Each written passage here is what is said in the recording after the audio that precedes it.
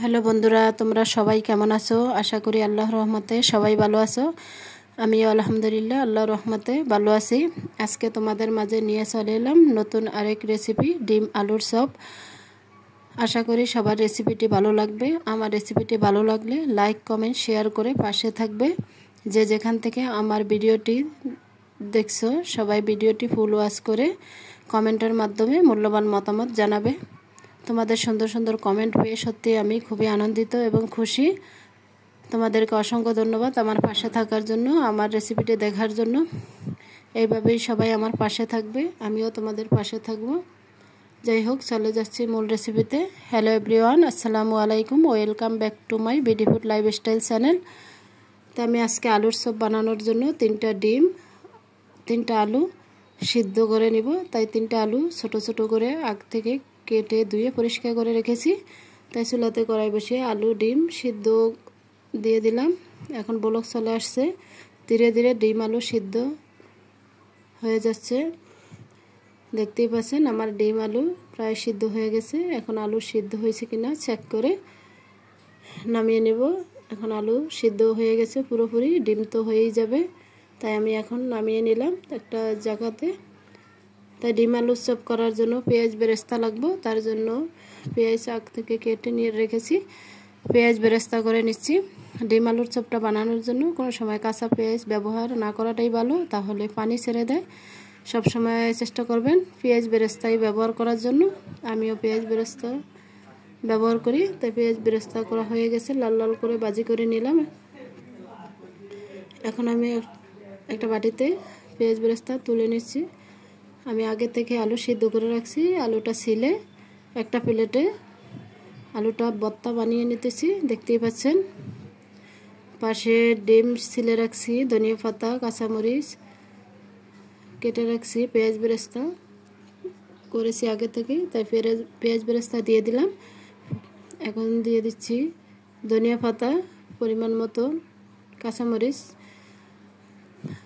আপনারা জাল বেশি খাইলে কাঁচামরিচ পরিমাণটা বেশি দেবেন, যেহেতু আমার বাচ্চারা খাবে তার জন্য কাঁচামরিচ পরিমাণটা একটু কম দিয়েছি। দিয়ে দিলাম চাট মশলা, দিয়ে দিলাম পরিমাণ মতো ভাজা জিরার গুঁড়া, ধনিয়ার গুঁড়া, এলাচ গুঁড়া সব দিয়ে একসাথে আবার হাতের সাহায্যে সবগুলো মাখিয়ে নিচ্ছি সুন্দর করে। আলুর ভর্তাটা বানিয়ে নিলে আলুর চপটা খুবই মজা হয়। তাই আমি দেখতেই পাচ্ছেন একদম আলুটা সব কিছু মশলা দিয়ে মাখিয়ে রেখেছি। এখন একটা ডিম দিয়ে দিব, একটা গ্রেট করে। তাই দেখতে পাচ্ছেন ডিমটা দিয়ে দিচ্ছি।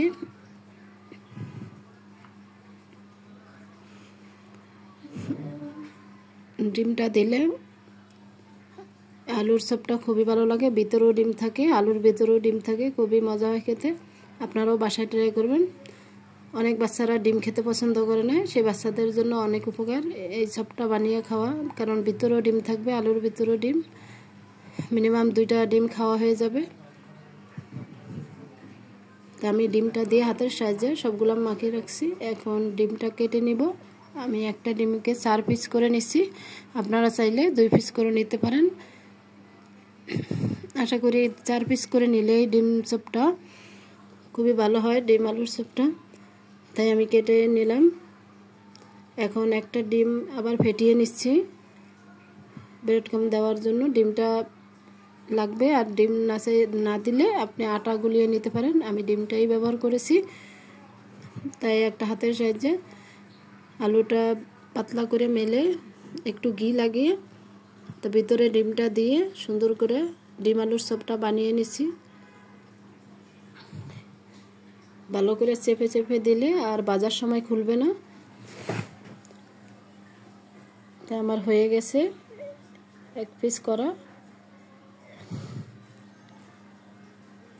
এখন এক এক করে সবগুলাই আমি এইভাবে বানিয়ে নিব। তা আমি আরেক পিসও বানিয়ে দেখাচ্ছি।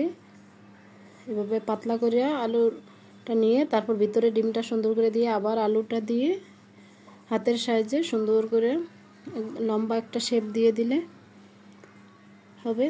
তাই আমার হয়ে গেছে। এখন এক এক করে আমি সবগুলাই করে নিচ্ছি। আমার ডিম আলুর চপ আজকে 8 পিস হয়েছে, যেহেতু 3টা ডিম দিয়ে নিয়েছি। তো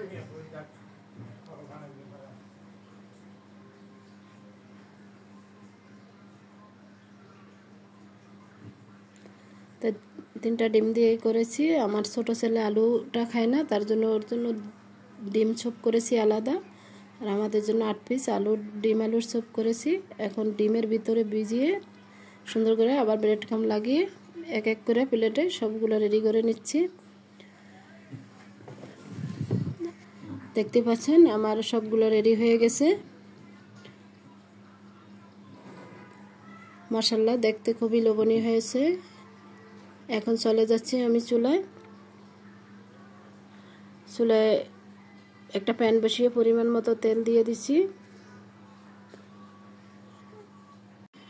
এক এক করে সবগুলো ভাজি করার জন্য দিয়ে দিলাম। চুলা মিডিয়াম আঁচে রাখতে হবে, না হলে উপর থেকে পুড়ে যাবে। তাই চুলা মিডিয়াম আঁচে দিয়ে আমি এখন এক এক করে ভাজি করে নিব। আর তেলের পরিমাণটা অবশ্যই বেশি দেওয়ার চেষ্টা করবেন।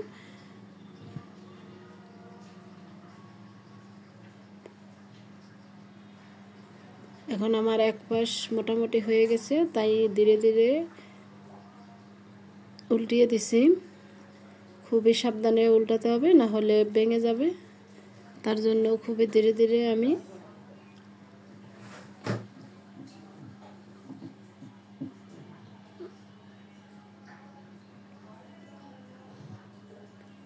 ধীরে ধীরে উল্টিয়ে দিচ্ছি। চুলা মিডিয়াম আঁচে রেখেছি। এখন সবগুলো আমার উল্টিয়ে দেওয়া শেষ। এখন ধীরে ধীরে হবে, তারপরও নেড়ে চেড়ে দেখতে হবে ঠিকমতো চতুর্দিকে ব্রাউন কালার আসছে কিনা। এখন মোটামুটি দেখতেই পাচ্ছেন ব্রাউন কালার চলে আসছে। তাই আবার একটু উল্টিয়ে দিচ্ছি।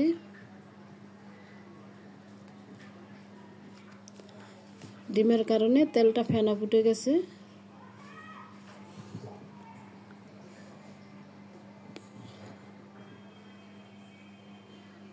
এখন মোটামুটি আমার ব্রাউন কালার হয়ে গেছে। এই তো এখন ডিম আলুর চপটা ভাজা হয়ে গেছে, তাই ফেনাটাও কমে গেছে।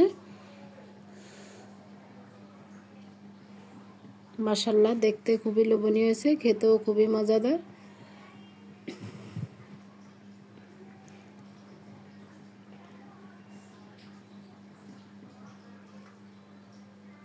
দেখতে দেখতে আমার ভাজি করা শেষ।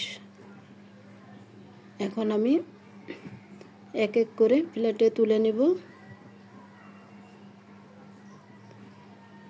আপনারাও বাসায় এভাবে ট্রাই করবেন, খুবই মজার একটা নাস্তা।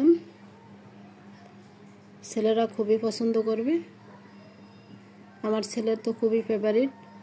আমি সব সময় চেষ্টা করি ছেলেদের পছন্দ মতোই খাবার তৈরি করার।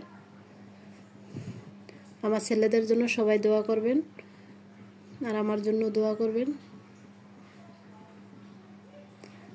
এক এক করে আমি সবগুলো প্লেটে তুলে নিলাম। মাশাআল্লাহ, অনেক সুন্দর হয়েছে। এখন আমি সস দিয়ে পরিবেশন করে নিচ্ছি। ডিম আলুর চপ সস দিয়ে খেতে খুবই মজা লাগে, তাই আমি সস দিয়েই পরিবেশন করে নিচ্ছি। আমার ভিডিওর মাঝে ভুল ত্রুটি হলে ক্ষমার দৃষ্টিতে দেখবেন, বয়েজের মাঝেও ভুল হলে ক্ষমার দৃষ্টিতে দেখবেন।